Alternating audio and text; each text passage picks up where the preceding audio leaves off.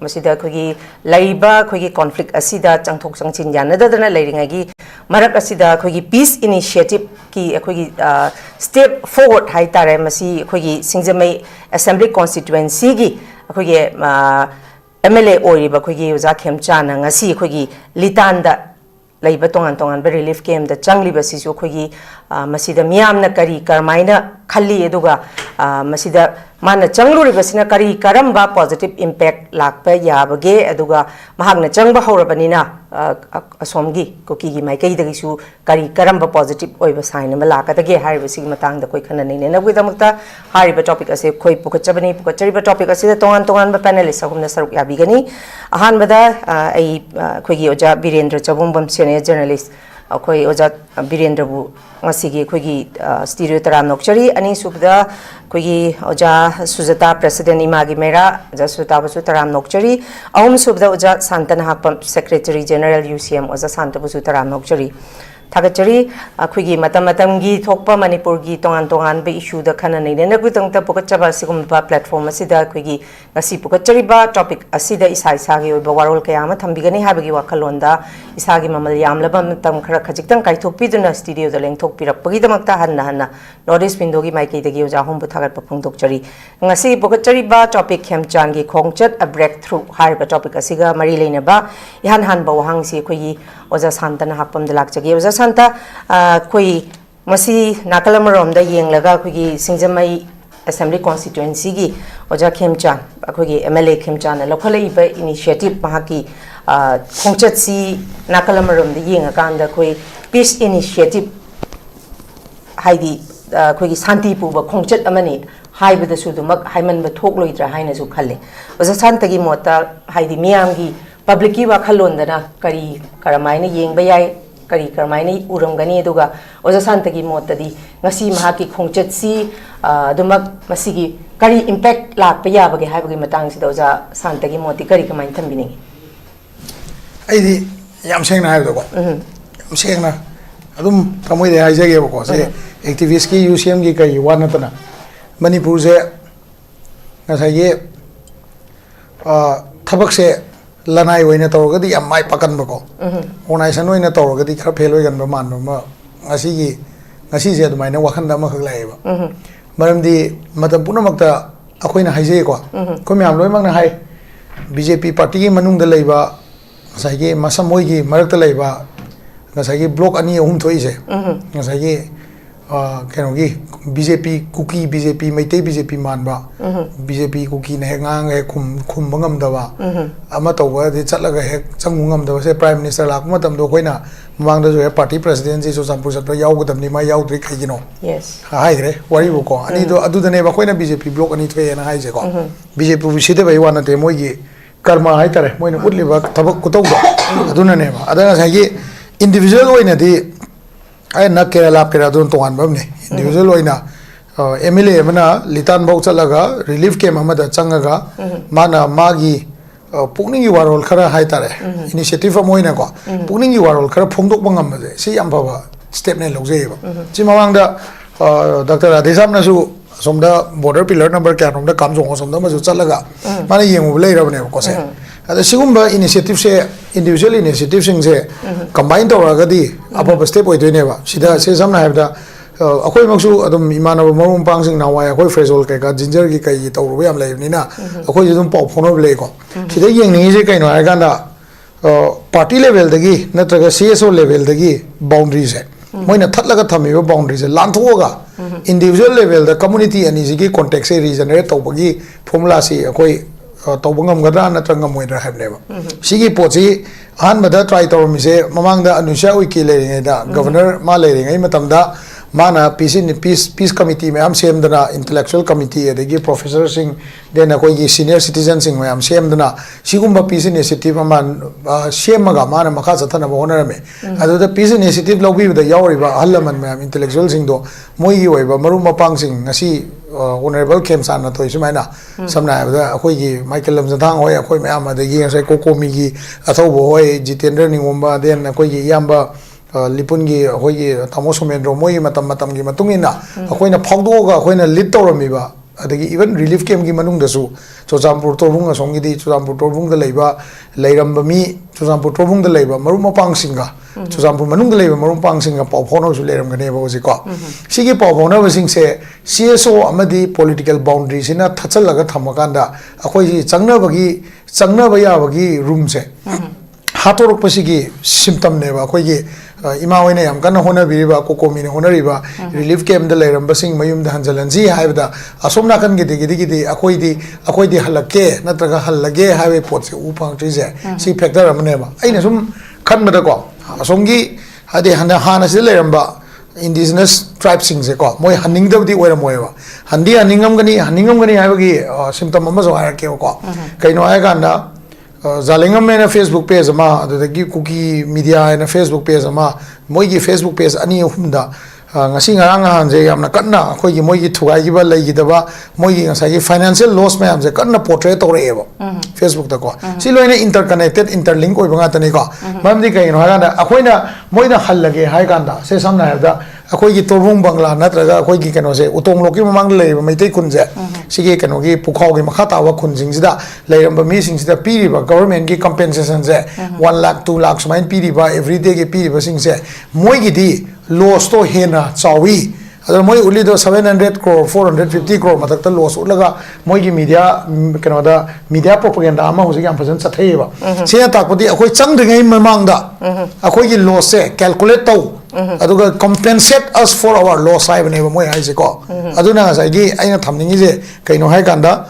ngasai gi public ti haningam gani tobu initiative to political initiative natraga peace initiative se lowbagi step se politically organization wise lowbada ngasai gi demand duna kanba natraga khoi gi ngasai gi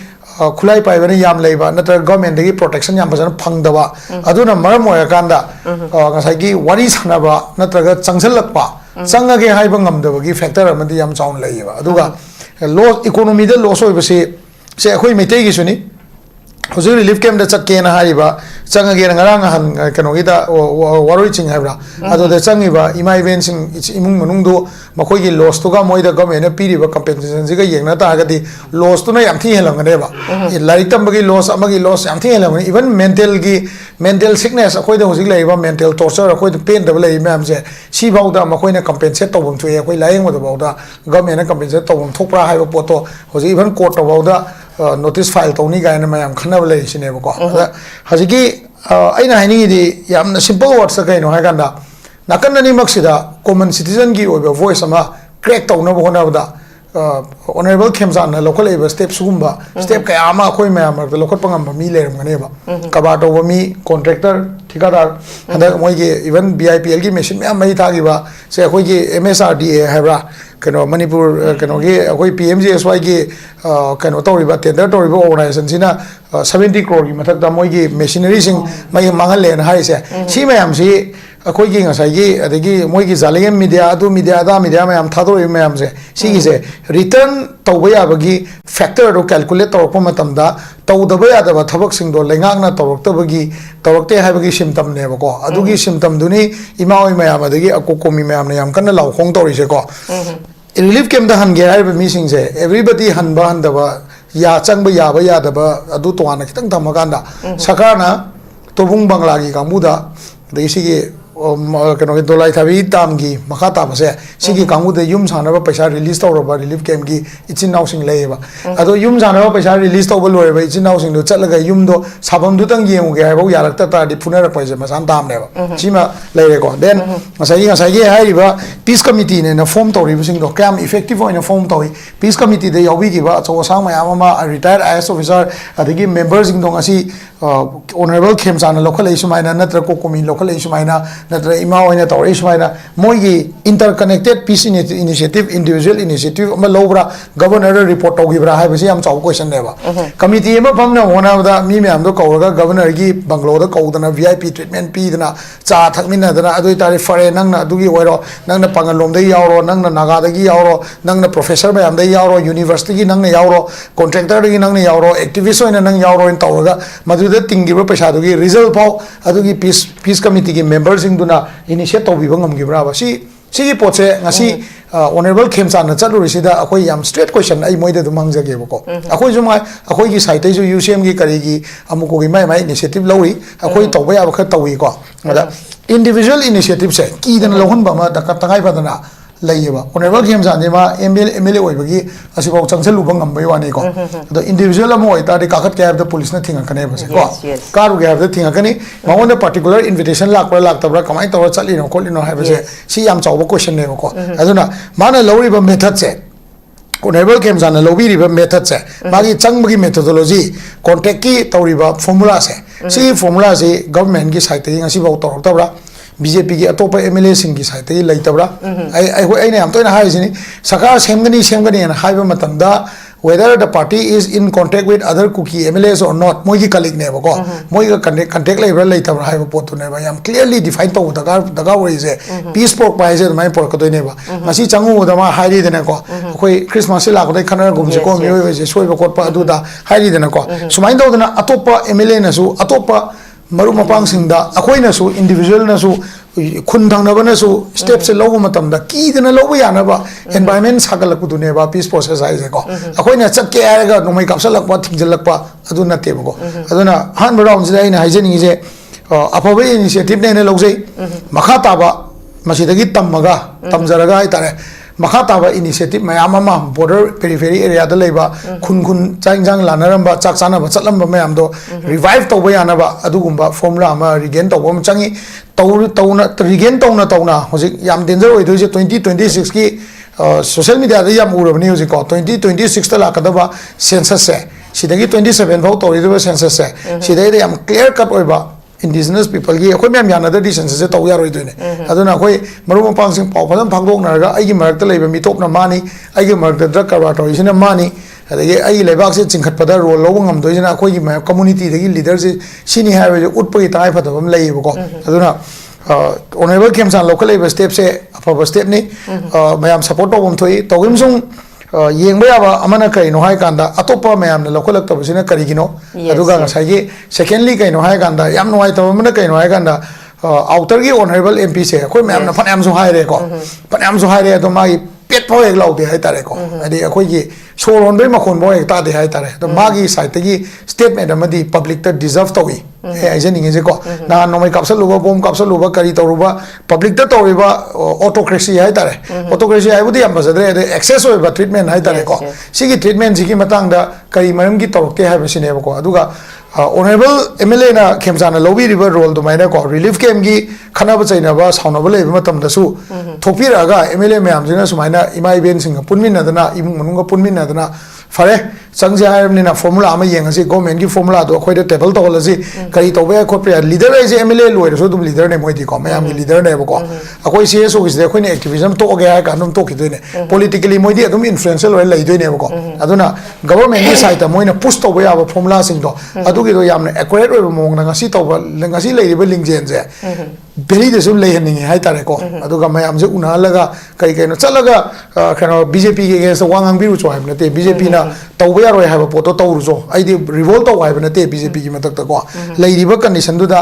accurate ओइबा मोंग दा मियाम से मियाम की फिदा दो कनबियु हाइजबने न सुमाइन थमजगे okay Thank you very much. Makhatsa thaja boine uza Birendra da lakchage. Uza Birendra na kalamarom da hauzik ngasi khigi Singjamai AC gi MLA khigi uza Khemchand na litan da chatana khoi Christmas na lakpasi da khoi peace hanjalak oira sanu ka haina khoi santi puwa gi paujel lamaga loina na chatpani haidana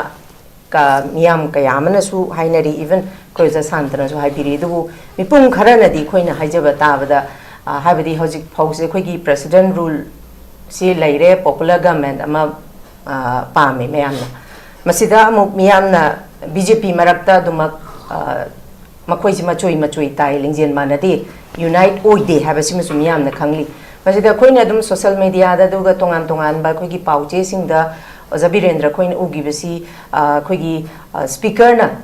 CM ओइबे याना लेरे अदुगा सिंजमई AC के MLA ना CM ओइबे याना लेरे राधेश्याम ना ओइबे याना लेरे विश्वजित ना ओइबे यारे लेरे हाइदना तोंगान बा ममिंग से पन दना सुमाइना तौबजे खोइ थेंगनरे दुमकपु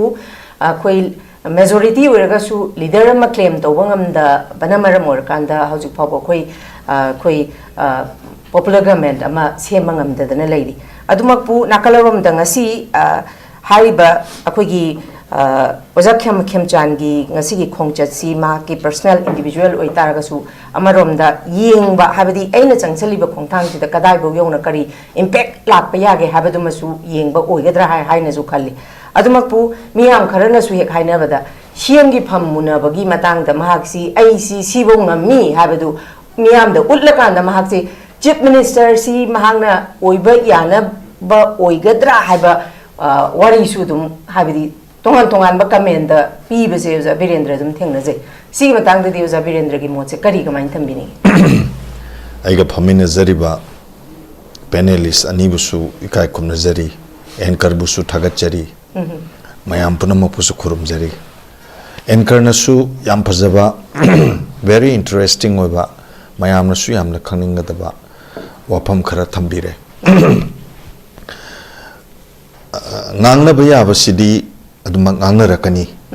Khemchand nabu oiro Radhesham nabu oiro any MLA amanabu oiro ko amanabu oiro ngangna basidi akogi society dadi dum khar tholakani tobadabu aina ahan bada thamjaning base well done is better than well said haidana laidok sarupudi ko thabak oina phajana tawthopase phajana haibadagidi thabak phajana tawthoropasine hena maru oye habase ngasi honorable MLA Khemchand ki litan ki Khongchat sina witness oibra ina khalleb ko tanjaji da manipur da hoji thoiba hojik leiriba situation how we are going to challenge the situation ina leiri ngai marak sida honorable Khemchand na litan da chatpi dana peace initiative ki achoba achievement major breakthrough haidare ama purpagum akoina uyeba ko mamangda SUJATA suyawi santamakti yaubra yaudabra ai khangja hogdre NSNIM gi ato kilonsar lakpa matamda akoi si hairiba jaga si phawraga dum chatli akoi we were not bothering about security na ngakpa natraga ngaktaba akoi kasu thudok na khande aduga negative aspect ama phattaba tawropa ya hena khanbudu su khoida thudok leite adum chatli adum thengna dum halai adudasu khoida pukningda ningdom pomba nungai tabadudi thudokna laikide adugi makha tarakpada akhoi amuk somdal resatli ko somdal resat putusu kanamta da haidana khoi dum litan je phawraga dum thauraga sali kanamta na nobody stop us on the way kanamta na su khoi khamakte karimta su hairakte akhoi dum chatpam topa chatlaga halakpada dum halai very recently on 29 of the mamang thagi 29 sida I myself ai makhada imphal thado oga dimapur chatle okay sengmai bau akoi personal vehicle jina chatle sengmai degi BSF na akoi ji senapati bau puraga makoi gi kesper gari du hapchala puraga koi gi gari sina moina thauraga senapati bau moina koi si siop to bi tintopi raga koi makhata ba Khongchat adum journey do dum chatli mapung pharaga dum alai amabu oirasu honorable Khemchand na ngasi chatli basidi ko mayam na popular government anauba sarkar ama miyam gi oba sarkar ama nauna lakpa pama iba president rule leiri base asida thamama asase masi satisfied oraktabane ba fulfill oraktaba mipum ayam banani ko haise even nahan waroi singda IDP sing hongjalle haibaduda representing Doordarshan News ai isa chatlui ko ai kalik amaga chatlui kamaina hongjalamge da moisi district administration ayaba piba family ngai se adu khaktang hongjalale ba atei di yade hariba changba yare hariba yum singdu manga oigera taru oigera noma gi district administration or district authorities na ayaba piba ngai do hongjali yam checksana lewi mayai dana CRPM na nga matak itang ba koki ga taina ba border di waro chingi ngamkhai khungi khundon haitare adudana 33 Assam rifle haugalak paching karak padasu 33 Assam rifle na nga akanda entry ta hondana aso engam thoktana ba phajana lakhalawai honorable Khemchand na tawrip se masigi mana satli basi mana CM oining bagi su oram da bayai ko madu di mayam na pangangang na bo oram gadren khali as a responsible kari hani MLA amoina aigi topam topa MLA amagi daitani karai de lege abdo madu mayam utke if something happen karigumba khara thola agasu ko madu gi eventuality do face tawrani but tangai phadri di restoration of peace hai masi thengda male masi di amabu rusu any circumstances laksanu ma chatpa yaragadi adum chatlage si yaragadi santi poropagi lambi se measure se karamba step lokhalakpa yabgi habadugi changyeng gi ahanba khongchat haigadra khongthang haigadra adumaina su lobu yaiba but manipur gi akhogi society sidadi kanagumba singna tongan tongan ba comment su mayam pinarak pe ai luri bo wafam di akoina thamjaningi bo wafam di buthokningi badi sarkar da thamningi badi mayam na matam amada sarkar leram badu president rule la agadi hena pharakani am thungna santi hanjalagani akoi punamake ayam base ning base loin thungane na khanaram maga president rule la abawada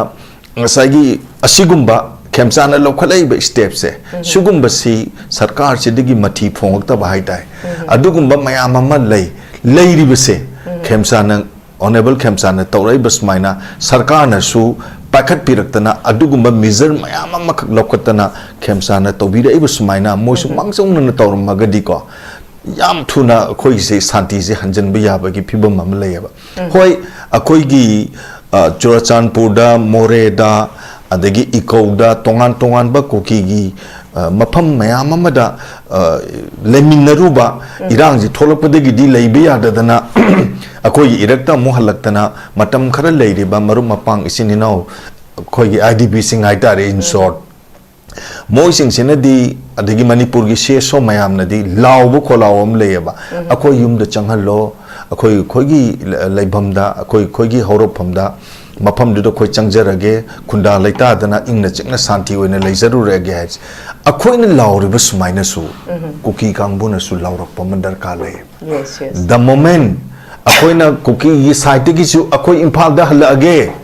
Churachandpur dagi oigera cycle dagi oigera Kangpopi dagi oigera akoi su we want to return to our place Imphal gi any moina leramba hauki beng oigera ko paite beng oigera ama oigera moina leramba mafam jing jida khoju hanjanjara age hedna lawhan nabagi hairang nabagi thaurang ama sarkar jina paikhat pira agadi ko khoina chatlaga mogi da khogi lebam Churachandpur du da hanjalage haiba dumaina moina su haira agadi lanje dai da loshalakpagi adum masum lakaneba but ngasi ba bodi mo khogi site gi akina tadadana leiriba tadadana leiribase masigi wahogdok ama honorable MLA Khemchand jina mikap thon badong taweba ko akoi nangna khoi sida la aga khoi myam go sumaina pullabani na akoi da su opportunity ma tanja ma pire just to return to Imphal da halakpa yanabagi akoi su ing khoina halakpa matam da lakpa matam da kanamta na khoi da su karigumba ma tawraroi habagi wakhalama Khemchand na piru bara aduga mafam khodimakta leiriba singsidasu madugi message amakak mikap thon bra haidana ID ahan bagi round sida honorable Khemchand gi khongchat sina adumaina pi brain khale okay thank you very much thagachari uza ai makha jatha boina uza suta dang lak jage uza suta santa gi warol tabire sorry uza Birendra gi warol tabire uza suta daina lak chani wapam di sorry Hazik positive ngatane ozani dagi tabiri bise khogi honorable MLA gi Khongchat si ma masa matomda BJP gi MLA oraga su atop MLA kanam yaudro su ma masa individual oina changli basigi kanosi yamna afaba positive oina ozani na su thambiri adubu mioi baisi ID amana ma haine mana ma haine dubu sai ozana panbiba well done is well said haibasi ID haibadagi tawthorappa duna hena mathau tai haibasi ma masi eduma yamna endorse tawba yaba statement amakhakne masig matang da ina oza suta da lakchani se hariba BJP gi masing chuna leire adubu oza Khemchand honorable MLA Khemchand khapta da chigi wakhal je khallaga noi kanamtana initiative masigi se lawak ta tar ka su aigi oiba karigumba amadi tawdaba yadre kaibagi mahaki yam positive minded oiba amakhak khongthang amakhak mahakna changaga tawraiba se aduga atopa singsina haidi khalambadi yai aduma pu thabak oinadi uthoraktaba je khenabadi uriba sigi matangdadi oza sutagi kanodadi point of view da masi kari kamain yengbe kamain thambiri aham tada ko gi window tv yengbe ba paja kadum bata kurun jari adu ngasi ki panelist wena phambiri bata amo musung cha nu pa santa gi pham da hari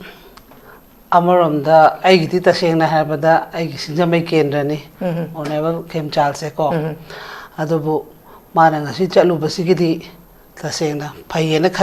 khalle di khoina ngasi yai ya de yekna boina sum government gi through side te gi sum uhan ba kholama myam do kitang di masi yai ha ba do kai gi no de moi ge du relief camp de leba khoi nu pa amana su hai bane ba khoi am ware sarkar na thuna amtang khoi gi porefam se hanjanna ba simbiu khopiu kai na mai gi masai personal adum hairak pa yaw bane ba ko aduna maram moiraga mana thangu basibu di phai tawbudabu aigi wakhal dadi tasena moina tawgena sigi pose tasena mamang da khoi gi congress ki president la kaino Khemchand na amana moi gi mp vote matang da su kai lam no masanda du da su likem chali kaina taw ki balai gi bani adu dai amana sum lai re du gi hairo ki nahan chan panu su jai gi bal du ra de sham gi ko adu bu ain adu nei hai se chatpat gi pose tasena yam kana masi kenu oi budi na teba oibadi nate di oiragadi matam du chatpadu mai hobo matam ne in hai se 2024 du di ado kaisu thoido problem thoki de ko adu moi adum keno to adu na yanari ba pot se ta se na khoi gi dum yana ba se leibran khale khara yaning da ba khara duga center ga tawraga tawbade gi tawbran khale adu gi potu da akhoi gi hujik lai ba mla sin si su moina matam chana masana sengna ha ba da si hujik na suspend lai ba mla obani matam du ma su mohon mantri go oidana ko sarkar sem ba yauba MLA ma oibane ba aloi du moina manaraga lobang amdribana karigi ngasi lawraisina karambano haibade akhoi di thajaba se praja mo oina idi leite ba leite haba means kaigino habada hojik tasena nahandagi next sangai festival gi matang da IDP valley de leiba me amama phubo chaibo tawkiba ekta tawkiba me amdu dadi makhoina kaigumba wahayem tasu aina bot kano to biu habai na te awa ba haba sidi loimak ta yengbam thui haba pot ne eze moi leader mo oi bani na ai gi jaga na te haba gi kem ta na ta bida wari ba praja khudi mak lai ba mem sigi di yengbam thok podu da di yengak ta bani na ngasi se aina sum ta jaba da su ukhul chakada ba de gi moi BJP gi tangkhul gi ko moi leader mana toroga hana de gi moi wari sana khona ra kan maina chang bani na hai moi se du maina di tai na ta ba de ko okay chat ki haski ma pham du mak ma adumana khul gi chapadu da adumana yokshalam dum yokshalam bani haina su tai adu yam chumba chumda badi khangde ina sum information khara sum phang bada hai bai wani adu bu phare amabu oigera amabu oira mana phamina dana tawdana taw olaiba potu budi am phare tawbuda bu aina hada tawri ba pose thamoi sengna ta to moi drama se amandana harak pani ko santa che imana hai se nam nataba tawse ta sengna ngasi gi potu na mana aseng boiraga tung da bada su atopa jaga da su area do adumana contact tawra tawra dum chapiu atop lairibe MLA na su chatpiu ba maramdi masi akhoi na thangjandraga di ain haiduni huji suspend moi thambire moi na kaino tawjaru bai matung ina huji lairiba sarkar sina kai gumba mata de habis moi na khangjera bani na huji ki khongthang je continue to biu jin hayeng na mafam amma to biro hangchi na mafam amma to biro amai to dana to bire ga di phaina ta dana lairiba condition sida hayeng parliament sigi section se lora kanda kaino tong na bani haibai moi hayeng ada hajiya na bagi pot oiraga di madu hena atropa ikai ba nangane ba as a leader mo oina ko aduna yaringe moina tawhiba drama aduna ni ai personally ke sunu ngai ta balai ta leiba nate tawboda bu drama je hemalak padagi prajara trust am ta leitre ba tawai ba khuding afaba si yung sanjena ka incha ba haduni santana tra gai no di moina sum tawba ba duregi mana haido khiba wahai wata ama sum soirak panina ko soirak pa singduna ngasi thaja ba gi trust te prajada gi mange madu manghan bidana ba hona biu atopa continue ate da su contact to biraga du maina hona bina bo kanno to biu haiba pot sima thamninge ina ko aduga atopa MLA singa si su sengna ha man na changi dugi atopa moi ge social media da yamna negative pi su lebla du budi ai khutta paliba khusa manga su mana bana te na tra aduna aina tawgen khalaga di nu pa thokna नुपादो ngasi de thokpa hobodo amena thokpiraga to pada chalhaningi masi ahambi goin thambaga ya okay thank you very much ai oza santa dam laksege oza santa nakal amarom da hoi akhigi honorable MLA Khemchand gi ngasi gi ma ki si khoina peace initiative ni masina haidi yamna habidi aphaba khongthang amani haidana lawragasu khoigi oza SUJATA na haji mu thambiri basi miyam na di whatever any BJP oigera Congress oigera makhoi na torpase political game oina dum uiba political drama oina dum uiba masigi trust si miyam na makhoi da thajaba thamam basi pura mangshil abanina whatever ka haidi mi je sakhena bai matung ina tongan ba point of view ne thamnara ka doise adu ibata gadi whatever ngasagi honorable MLA Khemchand gi si maha gi si yamna positive oiba step forward ama oina changsale haragadi tongan ma makhathana changsin changbagi kaino asadu masu thamme haidana khogi oja sutana thambiriba adu ibata gadi miyamna mangi batras thajaba mangi ba whatever makhoine any kaino matarokpa matamda political game oina political drama oina uri base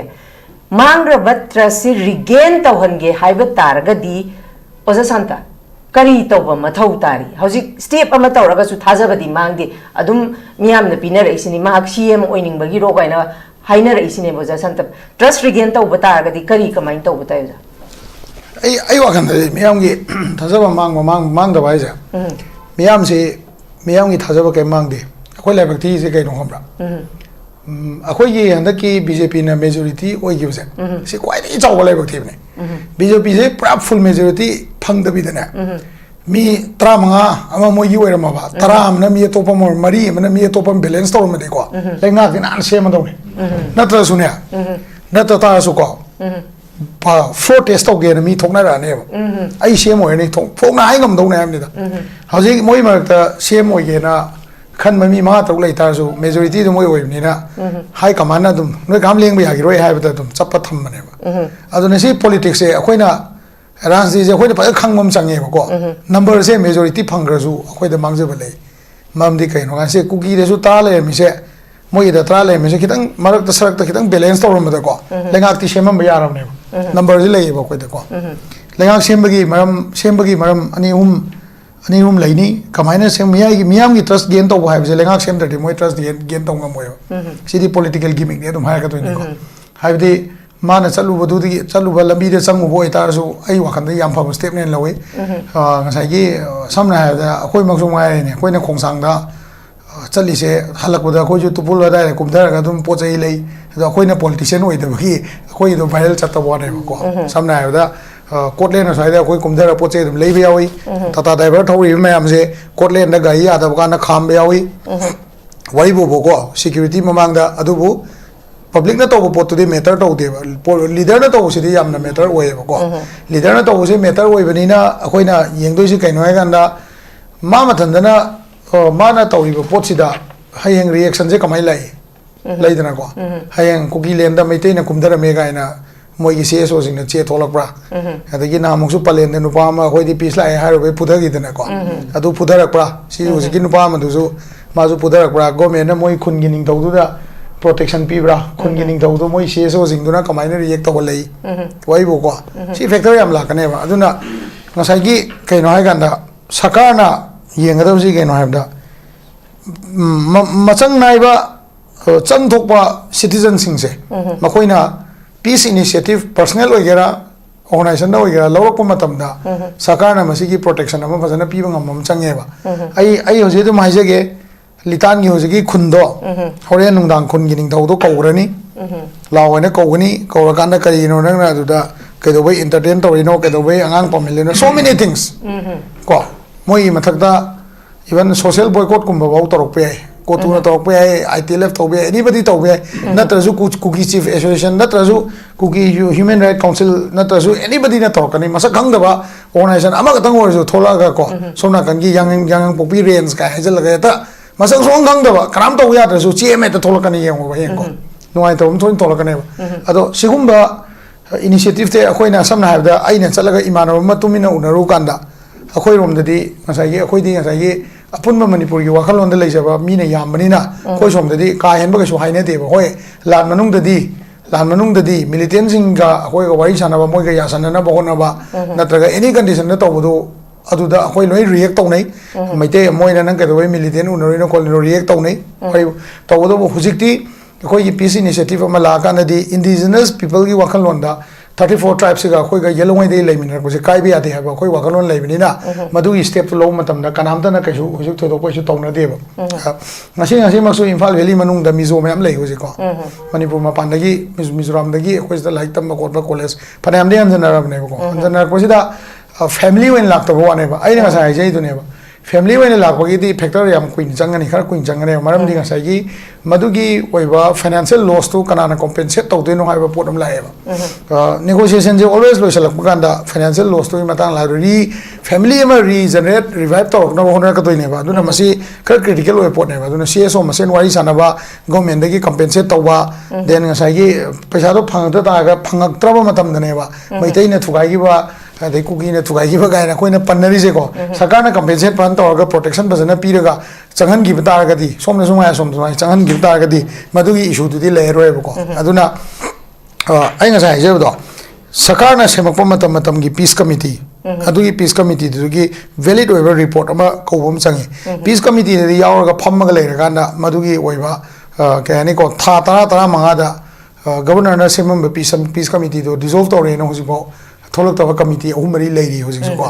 Larry CS की मखारा सेमगिबा अमै मखा same याम लेको dissolve तौरे ना government ले चेम the हापखिबनि ना मधु dissolve तौरे चे थोकदमने मधु effective ओइद्रे अदु dissolve तौरे new committee मा कॉल तौरी न्यू कमिटी सी मनुंगदा पेरीफेरी एरिया की लेरिबा खुनगी निंगथौसिंग यावन बेयारे होजे थंगनाबसिंगी को अखोय तांकुल फुटहिल की निंगथौसिंग यावन बेयारे अदगी असोमनाकन की Ningthou अखोयगा थंगनादंगनाबा निंगथौसिंग यावन बेयारे सिगी मरकसिदा border line the labor sing valley sing valley की नकनबा खुन सिंग प्रोटेक्ट तौरकांदा मोइगी निंगथौ सिंग प्रोटेक्ट तौरगा ngasi mak तौरिबा मैम सिगी मरकदा कनागुम्बा मी अमगा आइगा उनरुबा नत्र कनागुम्बा अमगा वारी सारो मतमदा मदुदा फुबो चैबा किहनबा खंगनबा किडनैप तौबा सि तौहनदनबा सरकारना स्टेप लौबम चंगेबको अदुगी स्टेप तो लौरकांददी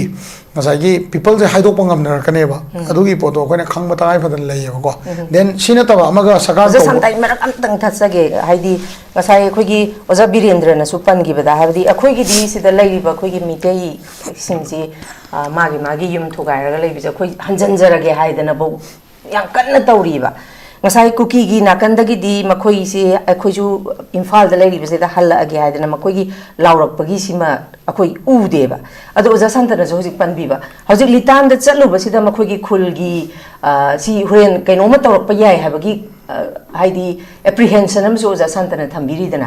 अदु बेतारगदी अखोइना सुमसु ताजबदा कुकी की मरक्तगी सु कुकी सिंगी मखोई लोइमक मखोइना तौरिबसी यानिंगदबा हाइरोरगदी करिगुंबा मखोगी मथक्ता एक्शन लौरक्तना मखोगी लाइफ मांगद्रा खोटकद्रा हाइदना कीबगी दुमबकसु लई हाबसी सु खोई दुम तादबदी नते ताई सिगी मतंगसिददी ओजा संता हजिक ngasi अखोई ऑनरेबल एमएलए खेमचाना लितानदा चंगुरे अदुइ तारदी मागे खुनदुगी होरेन खुला पदो कई ओइदोइनो हाबगी एप्रीहेंशन अमा लैरे अदुगा अमुक नाकल अमरोमदा ngasibo कुकी की माइकैदगी अखोई इम्फाल दा हलागे हाइदना डिमांड तौरक्तबा मखोगी खोला अमा वॉइस अमा रेस तौरक्तबा जे मसिसु दुमक ngसागी ओजा बीरेंद्र न पनग्रिबा स्टेटमेंट सिगा हजिक अखोगी ओजा शांतना हजिक थमैसिगा अमुक मसिगी मरकसिदा करिगुंबा खरदी लैरि ओजा शांता करी कमाइना आई ngसाई होरकोदा हाइजरेदना को CSO सिंग आई क्रम हाइजगेको अखोइना खंगदबजे सिटीजन सिंग जे होजिक से विक्टिम नते होस्टेज नेबा विक्टिम का होस्टेज का अनि खेनाबम लेको विक्टिम आइजिना हंजन मयाबा संगसल लगा सेमतो का मो हंजन मयाब नेबा अखोइ सोमदे लेसिना विक्टिम ने अखोइदि हंजरगे हाइबनेबको असोमदा तमिजे होस्टेज नेबा सि सरकारना खंगम चंगेबको असोमदा लेबा इंडिजिनस पीपल जे होस्टेज नेबा कनाय मखादा hostage ओइनो arm group Singhji मखादा hostage ओइ लेबनेबा एंड द पॉलिटिशियंस इटसेल्फ मरमदी आई क्रम हाइगेबा होस्टेज सी लिबरेट तोबा नत्रगा मोइसे असागी होस्टेज कंडीशन दुगी लौथोकना होनाबदा पोटनी हुम चंगेबा पावर मनी एंड पॉलिटिक्स अहुमक्से मणिपुर की पालिबा लेंगा पॉलिटिशियंस जिना तौदेबा पॉलिटिक्स त कमाइन तौदे पार्टी की कलीग सिंह दो असोमदा लेरिबा individual indigenous people citizen sing dogi belly da halaknaba program se moina initiate to kanda akoi lano akoi problem ja hora kana kamai to akoi susambi ki mi do somda putore somda ya somda moina singiba aduma bifurcation of people se politicians jingina matam du da khamhoge ba yan dai ko free flow da moina dum yare moi mete asomda le mete ka puthora ge somda isu ku ki army da phone to hodana kya changa ge kya le hori ge adu veng da kya le hori exchange of population je moina tawgi bane ba se ko moina initiate tawja bane ba aduna relocation of people se khambra kana na tawdo no hai kanda politician an tawdam ni karai dei ubang ni political party manung da magi leiriba colleagues sing do when they shake hands adu do ubang da ngasai Khemchand na honorable Khemchand chat kanda kangpokwi asi mathaki MLA do MLA oiba kuki MLA do mana ngai le ramta de okay yare masi peace initiative ne lobi ai ba ko adu mana ngasai tawi do chatpada ngasai gi lambi da nga khamaga apa ba wai kara hairam do adu di magi personal initiative ne hai bane ai hai se ko peace initiative nate hoi it is a part of bringing peace but it is a personal matter mana kari gumba ngasai gi keno se peace initiative when lorm boy tadi magi kalinga tani ai lakane vai nang le moi adu relief camp na hairam be ai ba adu mana hairam me ne su khala se kai no politicians jing do adu tholak di hai di because they have kept their people as a hostage of what they want in return for the crisis hai bane se ko aduna moi me am se loina hostage hoina hoji su lei ri ba hostage situation dagi lokthok pose amana politicians jing na politically lokthok pom changi politically kamai lokthok kani moi gi collecting do hana ching thora ga manipur ki favor da public ki favor da wang an ta ba adum le ani su da people da matha mathanda uprise oi jarakwa ko uprise oi jarakwa ko sima da kai da plane hijack to da madu da marin leiba mi em yaudra mana tholak dana tawdna hijack kar me am do phuna dana kauna dana to tholai dana adu to do ba adu gum condition da moi gi akoi people sina mathanda to jarakwa adu gi example le bo ima ho yam kana honari bo se akoi gi maite IDP me am na som na changa ge akoi hostage oi ningdre akoi victim ni akoi changa ge som da langi je si hostage condition gi thokna bane ba akoi hojik tam mi je go me na hostage condition da de ko aduga lastly amana kai no hai kana masi gi hostage condition dei thoke hai ta di government na se akoi me amure da na ko rescue mission to matam da mai pak na madugi leiba madugi hostage situation dagi thogan na ba honari ba every individual whether madu mate oibai baite oibai anybody madugi podmi do protect to bam change ba saka na ko adu protect su do to da mai da phamjal le kanda negotiation table amada tawraga di adu potu di ya da matang la kani ningsang mata bani ai je hair ke ko ba chaka na tawge khaladi kaishunate Bangladesh ki na Bangladesh ki lanje loye matung da ko loye matung da ayo je ha ke ba Bangladesh ki lanje loye matung da India na kamai contribute to khamba chahi manga ayo je ha ke ba 1970 da ko se India da leba mi mayam na ko paisa manga ko bus ticket ta matam da chelam bus mayam do every state ki bus ticket ta paisa manga je Bangladesh ki restructure and reform da contribute to gi ba ko se si khangadam ne ko bus ticket ari amana kai de to igama cinema hall da entertainment tax ta ne 0.25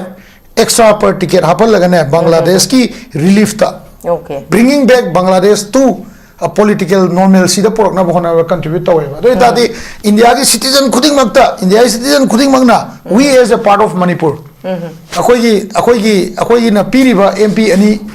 aduga MP ahum Rai Sabha da amaga then akoi na piriba Olympian mayam akoi na piriba contribution hoi akoi insurgency kar lei adugi akoi khar nuai te India ga koi ga tona tina da economy da akoi contribute to ngam de but then akoi contribution mayam si yenga kan why not akoi gi miyam sina rise to kan ko hogalaga akoi ngasi hostage ori situation de thokning oi to je kai maram gi no adune nga saye moi gi jalayan media de gi kuki media me am da viral oi reise maitai na thugai gi ne haisen be wane ba ko only maram adu ulak koi maram di kai no kanda we have lost so much of property how can we come back with 2 lakh 3 lakh na halak pa ya ba position na te ham ne ba sine ba lei se ko aduna nga saye politically liberate to ta ba moi gi hostage oi ba politician me am do chingthok pa ta ba khulai me am paega ngai ga hek ngang da kap kani sakar sem yaw ya roi hostage ne mo je chingthok ta ba kanan chingthok kani those people akoi hostage amadi chingthok le na is da Michael Lamsatang akoi ste le re na ko amain to na Michael Lamsatang should help in bringing more ado sakana moi protect to bangam bagi capacity do utpata ba akoi marakta interaction program increase to bata ba khunga valley ga wari chana ba increase to bata ba adu matam da yana ga doi ne ba ko ada last la ga doi je kharasu atopa kharasu la kani angle da ai zum kanja da crime gi angle da la kan da matam da thokhi ba mafam khara da leiba FIR case hanna ji kona ji ga na kharasu la pe adu na technical port ore adu na sa gi yam higher level da government ga di politician ga nei na ga amnesty pi bai port ma moi ma sen tong na da mam sange hosi gi oina di people to people contact se por ko matam da ko akoi na khang da se anytime akoi moi discuss to da common citizens in the hostels ni kanana hostels in thamino khulai private mayamna who is funding them government of India is already funding them for drug economy the baude hosi ti khara di tekla ma do male ko maram di manipur da kai na tholak treva aduna loisela ko da ina hygiene se angle se honorable Khemchand gi step to personal step nen lowi but it is a very good step yam fa step ne na haija bata bani aduga mana liberate adumaina changu adumaina we expect him maona koina expect to say mana tawkani na thajaba koina thamise kai no ganda liberate the political colleagues so that you can get a single voice for the people of Manipur ne bosi da ka wai se adu wai Okay, thank you very much. Yamarik chumba warol thambiri em khacha thaja boina oza birendra da lakchage. Oza birendra akhoi hojik si ozana su ngasai han bagi round pan bi basi akhoi na han popular government ma lairingai da amuk miyam na pam basi popular government je kari su tawangam drabnina president rule je la agadi military crackdown ga tawraktana awon bam porakadra na expect tarambani. Adugi expectation du phangak tabadagi hojik se mu miyam na mu pam se popular government ni. Masida mu akhoi hanagi former chief minister Nongthombam Birenje akhoi Maitai chief minister haiba mingthon ama phoba piri bane boja adu beta gadi oza santana so bujik pan bigiba akhoi BJP na majority oigi base masai sigi su mu su khana ba yari boja masina majority oigi basina makhoi da su kai hani grievances khara mu leiba makhoi da mai thiningai leiba adu beta gadi akhoi cookie gi tara leigre adu bu hojik si semangam da leire haidi ama legi da baduga hairaga di tara nipumapan dagi khoi gi congress ki manga khaido khra se ba oja adu betarga di miyamna ngangna baduni ko kuki na oibasu pamdre meiteina hanagi former Nongthombam akhoi gi chief minister Nongthombam Birena paling idana meitai CM haiba taraga di tongan banaga gi suyauri alliance zamina muslim suyauri adu bitaragadi hana risang kai shinjuka palami adu bitaragadi hana gi mani maitai na oibada su problem leiraba kukina keno ta buda su problem leiboi taragadi dugi nakalda mu akhoi gi hairi se hoji makhoina taliba separate administration natraga union territory di supi piroi manipuri integrity di kai haloi hairi boja adu bitaragadi akhoi gi ngasai gi leader ma claim ta wai matang sida oja akhoi gi ngasai gi mitai nataba yauri ba sidagi di oza kari kamain to bo sik oza gi point of view di miyamna thamaiba praja na hangaiba khoina susum taja ba da praja gi hangaiba wahang sigi paukhum haiga da oza gi point of view de oza kari kamain thambe ai sigi makang ji ye lema Nelson Mandela na haibam lay when either a tiger or a lion moves ahead ko the tiger or the lion will not look back. Sagi, a small dog bite behind his back. Magi matung da hui macha mana khongapado.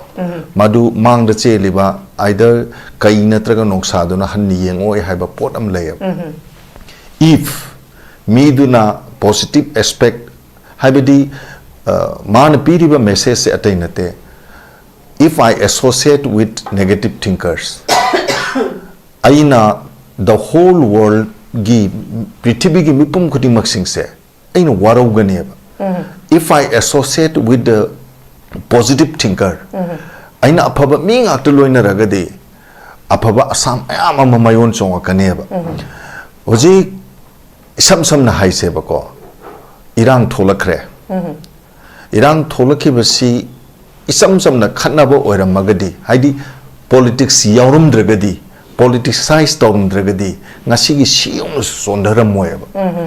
ngasai gi politics yausal lakibasina maram orakanda ngasi gi siung na lisang sina satharak tana awa na si jaithing mayam si community ayambagi meeting sina phangi baneba masi maitai gi wanate koki gi wanate atopa moi da chang khara handaram bayai ko awaba gi saitheng khara handaram bayai tobodobu moisu awaba di mak nangeba conducive atmosphere ama community kuding maki marak sida sagat pasimadi that is a much neba santana habi badu da aini yaning ba khara layeba collective responsibility city संविधान दब यावरबने बको MLA सरकार अम लेरगदी मदुद लेरेबा मयाम सिंधुगी अपुन बदायता मदि चंगे हैदना होजे लेरिबा मणिपुर की सरकार की सेंबगी मतांग सिदा मयाम ना ngangnari si खेमचांद बु ओइरो स्पीकर साइतब्रत बु ओइरो विश्वजित बु ओइरो ऑनरेबल हानेगी चीफ मिनिस्टर तामो बिरेन बु ओइरो को राधेश्याम बु ओइरो नत्रे हरगन अतोपा खोगी नगागी हाइतारे नगागी कबुईगी ओइरो अमबुल ओइरो कनागुंब सिंगदे दुम पंगा ngang रकनेबा बट इबेमनसो हाबिगी बदो रिसांग सिंगना चीफ मिनिस्टर ओइना पालिंगे मतमददी अखोइना अखोइ साइड के हाइतारे करिगुंब मखलगी नेगेटिव कनोसिमा सुमसन संदो की देवा तांकुल की चीफ मिनिस्टर हाई की देवा no one of us spoke about रिसांग सिंग से तांकुल की चीफ मिनिस्टर ने ना तबुदी दुम हाइना बदी दुम यावरकनी तबुदबु हजिक्ति बीजेपी ना मेजॉरिटी ओइरे बीजेपी की मरकते की ngамदबसी याम लुबम लेबे मा बीजेपी हाइबसी द इम्पॉसिबल से मोय द सुनै लेतेबा इम्पॉसिबल लाइसे मोय की इतिहास द सुनाव याव देबा possibility ngakne ba possible ngakne ba oina ma tawge na ding ngam kangbu ne ba tawbudu makoi na changyeng amakak tawbra changyeng tawri badu mai pak ta badu degi president rule se makha sangdana sum thamibra haiba pot amakak ne ba sangdana haibi badu am chum ne ba ko ngasai gi khulai baire ra kanda mathongna masong phongna leira kanda even moigi maraktagi achau sang phawbada akoina piriba parameter sigi wang masida nang wangang ba yaroi haidana thamjin gi badagi makhoi phawbada ko ngasi si kari haisige relief camp ta leiba gumna MLA mani de haijara ga su ko makhoi su phibam amada dum lei leiriba ngakta ba adu akoina khemsana ka kanoda litan de chaluba masigi goodwill se goodwill gi message se simati am phayaba koina thamningi di khemsana tawriba sumaina sarkar na ngasagi peace initiative individual nataba personal nataba mana tawriba sumaina tawba yaba mawong amada sarkar na initiative to ma if it is already taken ko adu oiramagadi ngasagi asa kharadi ubiyai haibani hoi marai di num yelakani ngasagi litan gi sarai khong hai hoji kangla paugi ngasi evening paper da phajana phonge yaure ure ko sirara khongi hoji ki kanu si chief oiro village authority gi chairman bu oiro moi mam puna maksing to any mathongna phaba ma khoi su mayam leibani na ka khot ki bu su yai warning torum bu su yai phu gi bu su yai amarom da su amuk yeng ba yai ba ko moi gi phuna chaina ba du gi wanatana ngasai gi akoi gi maitei gi haitare driver mayam amasu hojik se sigi ukhul lambi sida jasami baw se pot pu dana sathok sasin tawu mayam am leba khanara gadi khanaba yai khemchana chalu bu sidagi anauba kari haisigi step ama ngasagi koki gi marakta leba khulai paiba singsina lokhala pu su yai ba kaimta tawdre ne ikom kom na chalu ba kana gumba khara de punsi se mu lai ba thi bu su mu yari ba ne ba ko aduna madugumba puna maksing si thok tanana ba sarkar ama establish authority ama leiri banina makoi gi outlook ta kari to bu ya bage khemsana di honorable MLA ne di tawraga akoi na di kari do bage sigumba step ama lokat pasi yaroi doribno haibasi hanana masi mieng ama thamaga paikhala agadi ko panela makoi rom gi side te gi su barrier ama athing ba khara pallama khara laksaraga su praja mayam sing sidagi namkhai rage haibagi mut ama madugi germinate soidna tawrakani ba khwai luri sidi santana hari sida kuki gi side te gi su miyam se people se masi mathumoi the concept of amsangeba akoi ni leiri फिबम सिदी याद्रेना मखोइना हाइरिबसे मखोइना खोइद थम्बिब पलसे मसी अखोइ नमके चंगेना हाइबसेमा मखोइ मसा मसादा फाउरक्तना मदुगी इरांग हम हाइगद्रा मदुगी थौना अमा करेस म मोइद लोइना लाकांद तौरपो मतम नंग सागी community में अनी सिगी मरक्त संसोक तंगहिन तौर अगदी खरदी दुमक फरकनी हाइबनेबा कबुई नबु ओइरो ओ अदगिदी मुस्लिम नबु ओइरो अतोप जाति नबु को ओइरो असुनोब चीफ मिनिस्टर से अदु मैतेन सो दुम हाइरोयबा ए सिन सी ओइरे सिन सी ओइरे सिदि खोइ मसे नांगनबई वानेबा को कनागुम्ब सिंगना इन्फ्लुएंस तौब हाइगद्रा अदुनि ऐन ngasai नेल्सन मंडेला गी वारी मक पुछन जरी दो तौबबुदी सांतना हाइगी बदुदा सुजाता नसु हाबिरे को politicians sing पृथ्वी की ओइननी को I am not talking about the politician of our state मखोगी लमदम सिगी वानतबा पृथ्वी द लेरिबा पॉलिटिशियन सिंग सिना पीब कमिटमेंट एश्योरेंस प्रॉमिस पृथ्वी की मिपुंग खुदी मंगना ताबदि ओथोक न वारबने सिबाउ दि लेरबने को से लान तौदब लेबाक लेसलक्त्रबने नॉट ओनली अखोगी सिंदनतना अफगानिस्तान गा कोई पाकिस्तान दा अफगान जिंग तौनरिबा सुमाइना अटोप कंट्री द तौरिबा सुमाइना मसे पॉलिटिशियन सिंग सिगी पॉलिटिक्स दा असोइबा खोंथांग मयाम अमा लाकपदगी को min minded hagadra akuba miyeng hagadra adumba kharada sum pusalakdana kanu tawrukpa matamdagi masi tholakpaneba aduna ultimately naga oishnu muslim oishnu maitai oishnu adagi oningba jati amana manipur gi chief minister oraksanoba but irang thologe tangdu leitana santi leina ing chingna mara tamna pan ge heradi righteousness leader amadi changeba ko aduna aina Khemchand na chatlu basida yam thakat ingba amadi leba people's president ko Dr. APJ Abdul Kalam na hairamba maleba any situation mit to bangam bagi knowledge ma putho ido that education that is a much ngasai leader ma da madu chain ba mathau ta hai na man hairamba madi le adun oing bo resano haidana magi courage ma kal puthok ta na ka chatlaga mayam da message ma kal pira ise masidi ngang na ba ya ba mayam ma ngang na raga su apa ba lambi da khoi ne hen uragadi santi si amoina porakpada khonglai thu na porapangam gani na ai adumaina khale थागचरी ओजा यामना फजबा खुगी मरिक चुंबा वारोल नि ओजा ना थंबिरि से लोइसिलक पदा ओजा Sulata the लाकचगे ओजा सुलता हजिक सी खुगी politician सिंग सी याम shown बगी ममीनी तारि से अदुगा लाइरिबा व्हाटएवर हजिक लाइरिबा सिगी खुगी पीस रेस्टोर तौगे हाय तार को खुगी पॉलिटिकली स्ट्रेंथन तौबसिनेबा यामना मथौ तारि से अदु बेतारगदी खुगी नंबर गेम दा बीजेपी ना majority होइजरगसु politically di makoi se strengthen tawde mapangan soliba maramdi makoi marakta du machet taba leibasina maram oraga adu betaraga di hojik leiba sigi phim sida khoigi kari haini khonglei ma hana changsaleiba khoigi honorable MLA Khemchand gi si nakalam romda mi haibasi tongan ba poino view ni phai haiba phatte haiba masi khoina men mangam banati adumakpu adumak habadi koi oja birendra na so hojik panbi baduni mangonda tongan ba career sama ka leadership amagi quality amakati adumak ude habadi yaro leader gi quality amadi adumak yawe habada so haiman ba tho ya ba wafam ju adumak thamjage adumakpu masida ma khaktang na individually personally tawa si gi mahuta mayam team spirit ta changchin baduni ba pami bise adu betagadi politically strengthen automatically tawrakani ba madu itaragadi strengthen tawbataragadi tawbadi ngamdadana leire adu itaragi tangai phadan kari tawragadi strengthen tawgani habje oja sujata gi mota kari kamain thambe hari masi tasengna kari buhaido no khamdre moi gi wari mem si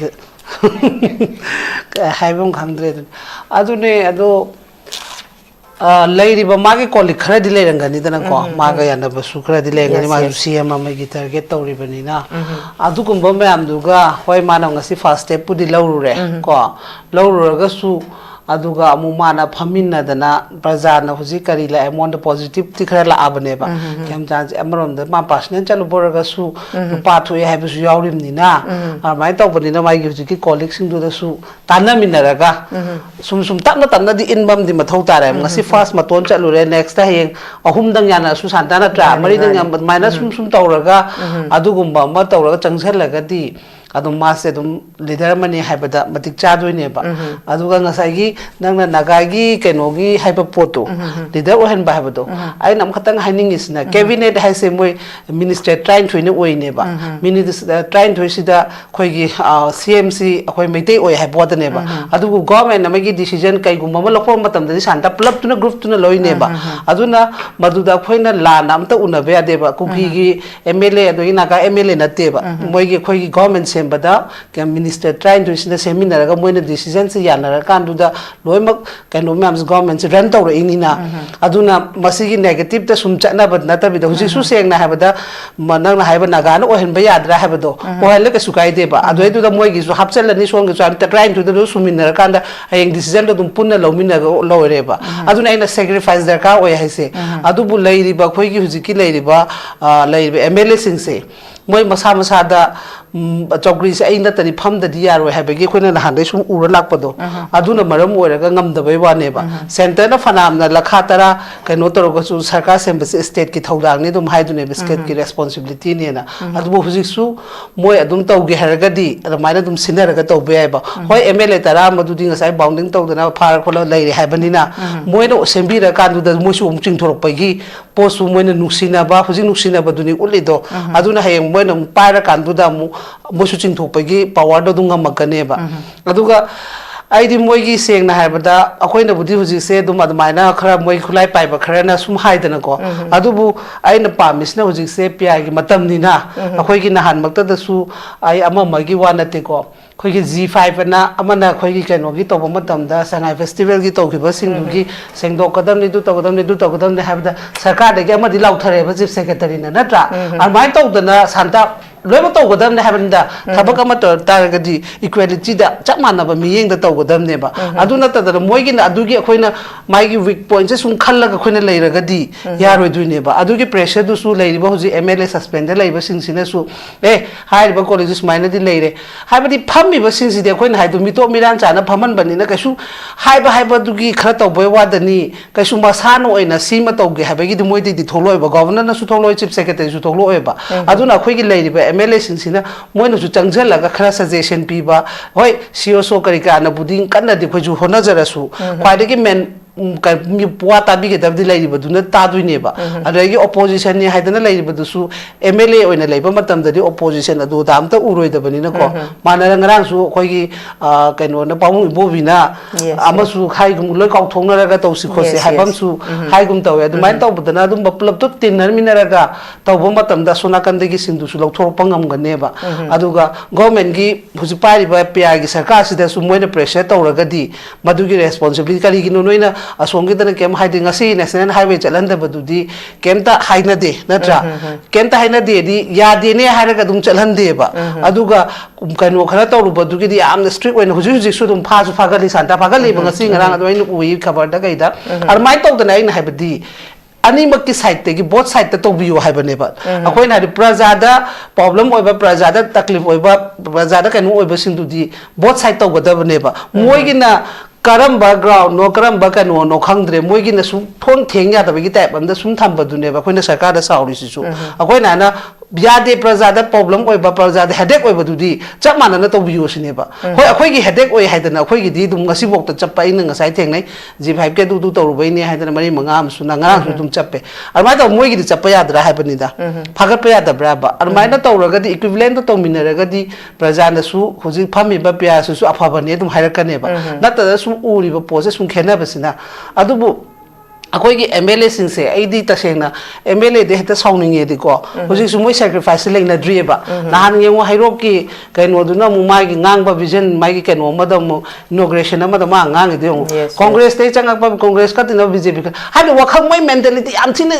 wow and running the Santa in Heavy. Adugum but the Tolei, Adregi, Masi, a quaggy, Kanogi, Oza, Tamoy Boom Chana, Su, Mine, innovation, Amadasu, Masuman to Pompungang, and Hesse. Adugum Mangamba, Mam, the Quidi Praza, Quidi Tara, but the sounding Budum Poe have a when and when Pantonanga, the shop put the Manung the Yana, but Potu, the Chaminaraga, Chamina River Caraduna, Moy Fujic Sakamak, Sendraga, so upon Bapun, but Tabak to Tomina, the Kai gave. I do the end the Taudiba, Toto Law, Katiwan, Hosisu, Kanta Hosi, labor situation say.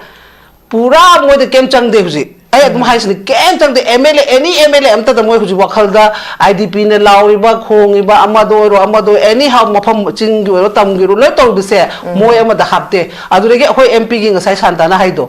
Hoy, Kanogi Budi, Tampaki Budi Kara, Handakti, Gang, Karotanato, Duga, Ama Atarsi the Kari, or he gave a mantosi. Ma MP and Manet Tambe Atraka to give us a pop. Nasi Bogda, Madi saying Havada. Communal Anisigi, Maya de Lega, Natra Santa, the Maxim of Mediator, mediator. Adu mediator, the mother of Neighbor. So tall Moctoroteva. Aduna Karim to hide the Moican on us opposition party Nesu.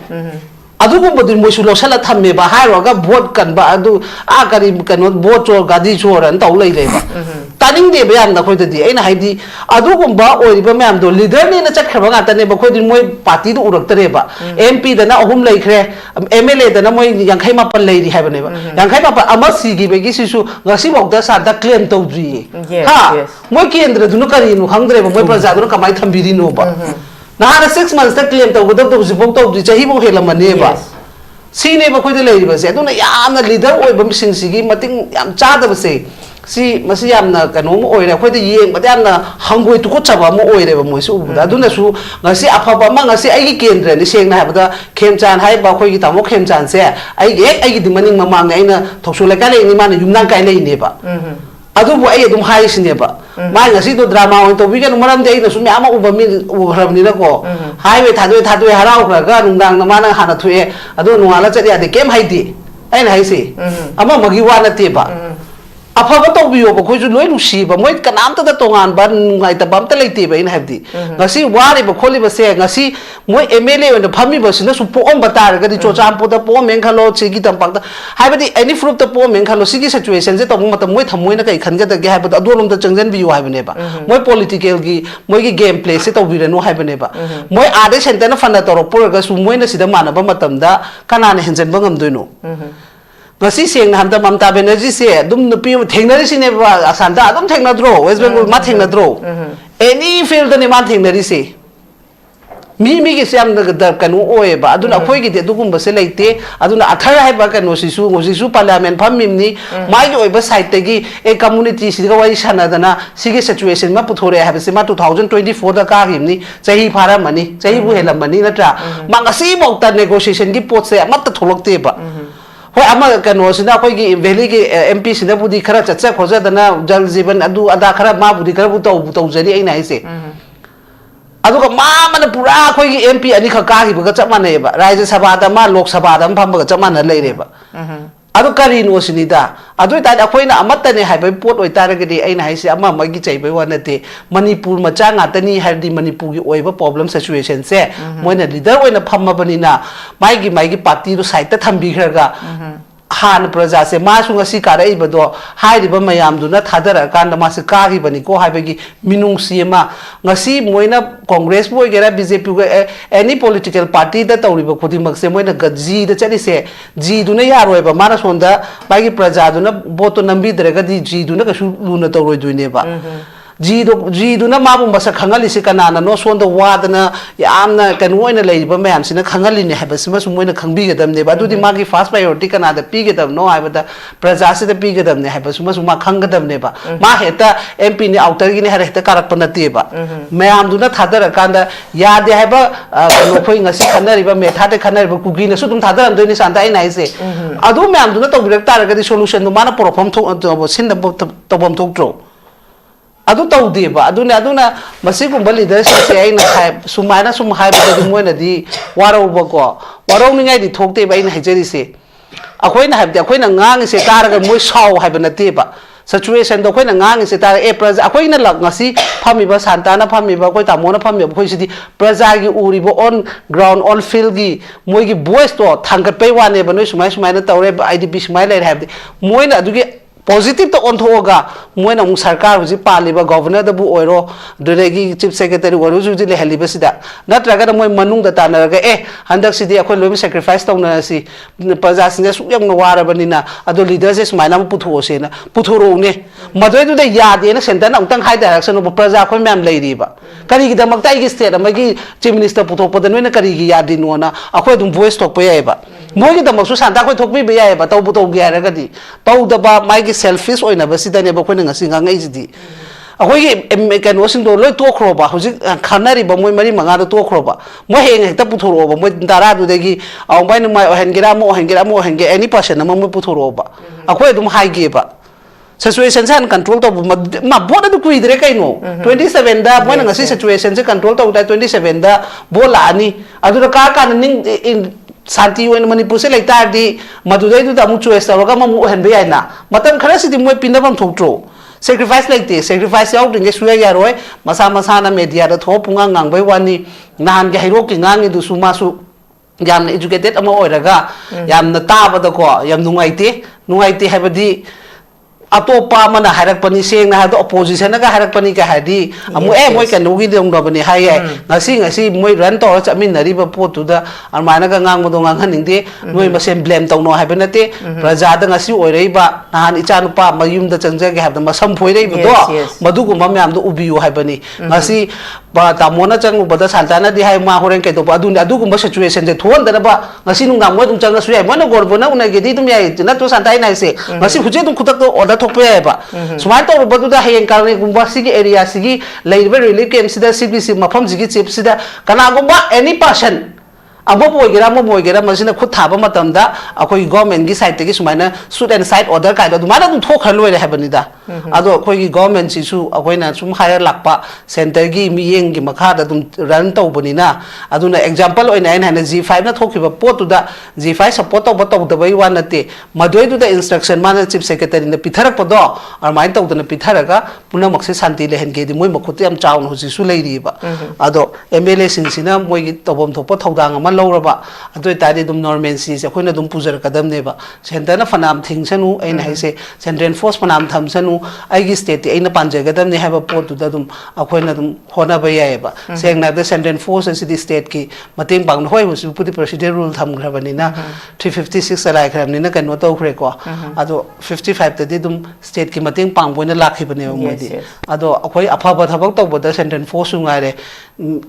kanu akhoi gi kanu leiba kan be gi da mak to moisu border da kanu to ra leiba nga tani na masai sida yang kan da defense su ka su to roi ba chum bu to ra di moisu seng na ha ba da moi uniform ora ga su a da de amicha ni do phami se asam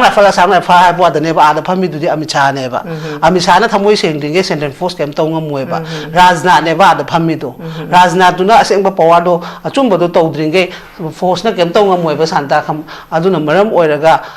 madu puna maktuna loi sanara pangantani na masi kamai tawra tawsige habse koi leiba mihutta huji suspend oina leiba singsina amuk tang huji ti gyan tabiro sai pelak taba phongdorei do asonge su phongdorok pane ba tamok Khemchand da dum hairak pane amtang su kano tawbiraga tawbina ba kaina madu gi thamoi gi nungai taba do song gi nungai taba su leire asong gi nungai taba su leire as a leader moina makha taba step changjan biu haidana ai ngasi discussion gi thong sida haijari. Okay, thank you. Yam nungai jai thagachari ngasi gi pukachari ba topic asida tongan tongan panelist ahungi tongan tongan ba warol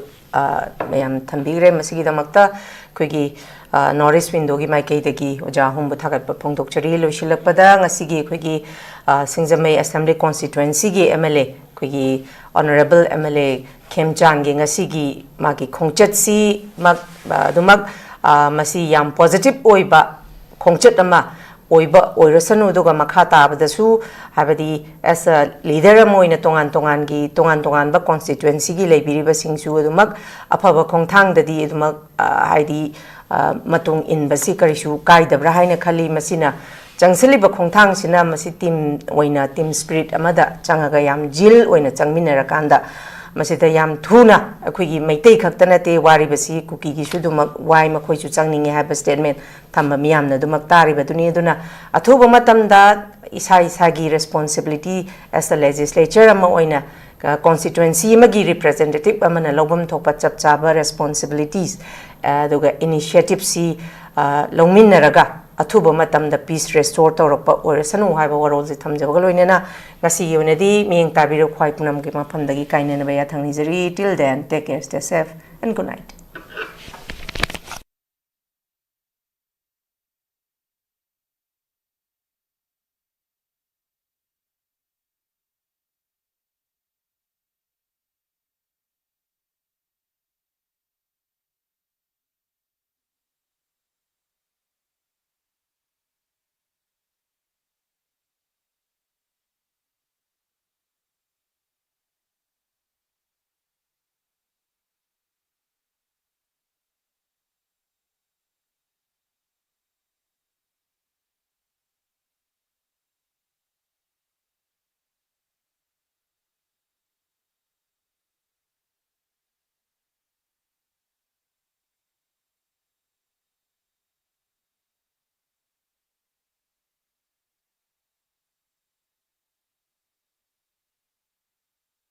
Window TV building hata Khongchat lengsenbirau.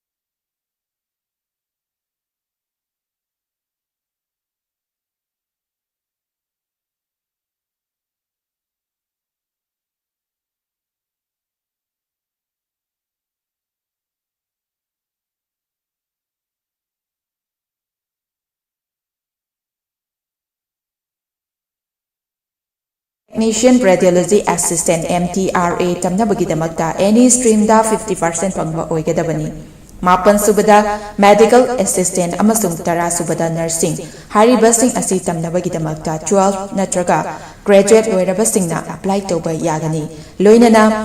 Hariba program sing asi tamba mahiroi singna thagi oiva stipend listing 100 dagina 1 lakh phauba chahi ahum phangani loinana 100% job guarantee in Germany da oigani loinana 100% education loan to support taujagani akupa maro gidamak 7005063196 ta contact tabiru.